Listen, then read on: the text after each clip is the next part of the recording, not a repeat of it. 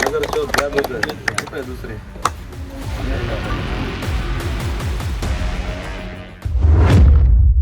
हो गिरमे साहेब, तुम्ही कालच आमंत्रण द्यायचे ना आम्हाला. आम्ही ऐन वेळेस हजर झालो, मग म्हणतो या इकडे या इकडे.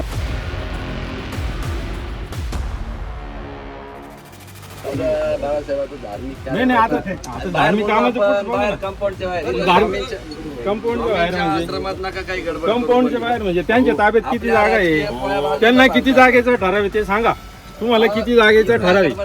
नाही नाही, यांना किती जागेचं ठराव आम्हाला माहिती द्या ना. स्वामींच्या मंदिरात जागा धार्मिक धार्मिक म्हणजे काय सगळं लुटायचं असं, धार्मिक म्हणजे काय सगळं लुटायचं असं लुटायचं घरातून लुटायचं काय सांगितलं बाळासाहेब, भाषा चुकीची वापरू नका.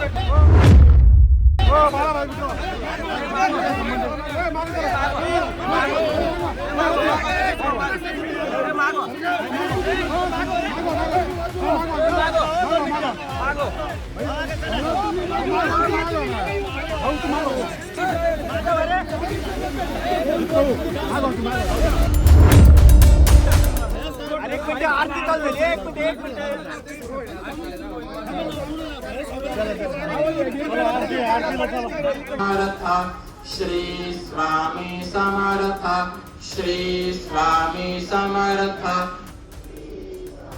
समर्थ.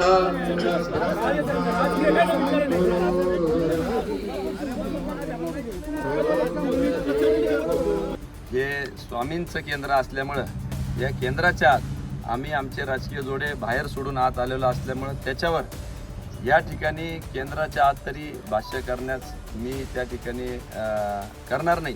परंतु निश्चितपणाने योग्य ते उत्तर नगराध्यक्ष या कंपाऊंडच्या बाहेर आपल्याला अपेक्षित असतं ते देते. नगरपालिकेकडे या जागेबाबत हरकती आल्या होत्या का? कोणत्याही प्रकारच्या हरकती नाही. जर हरकती होत्या तर जर रात्री त्यांनी फ्लेक्स लावले, त्यांच्या पोस्ट बघा काल फिरल्या, मग त्यावेळी का हरकत घेतली नाही? आज कार्यक्रमाच्या वेळी हरकत घेण्याची ही वेळ नव्हती. त्यांच्या तुम्ही सोशल मीडियावर तुम्ही सगळे असाल, सोशल मीडियावर जाऊन बघा, काल संध्याकाळपासून यांची पोस्ट फिरते, मग त्यावेळी का हरकत घेतली नाही? आजचा हा जो प्रकार इथे घडला हा मी म्हणाल एक प्रकारे जाणून बुजून किंवा ह्या म्हणजे स्वामींच्या कार्यक्रमात हा व्यत्यय आणायचा एक प्रकारचा मोठा त्यांनी गैरप्रकार केलेला आहे.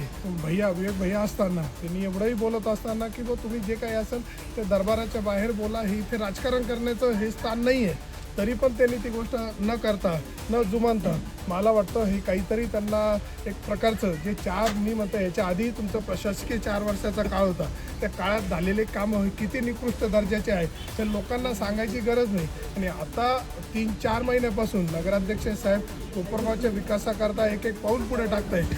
तसं विरोधकांना कुठेतरी पोटात गोळा येतोय असाच प्रकार म्हणायचा. आणि एवढ्या चांगल्या धार्मिक कार्यात म्हणजे स्वामींच्या कार्यात खोडा आणायचं कार्य ह्याला मी म्हणाले याचा जितकाही निषेध करावा तितका कमी आहे.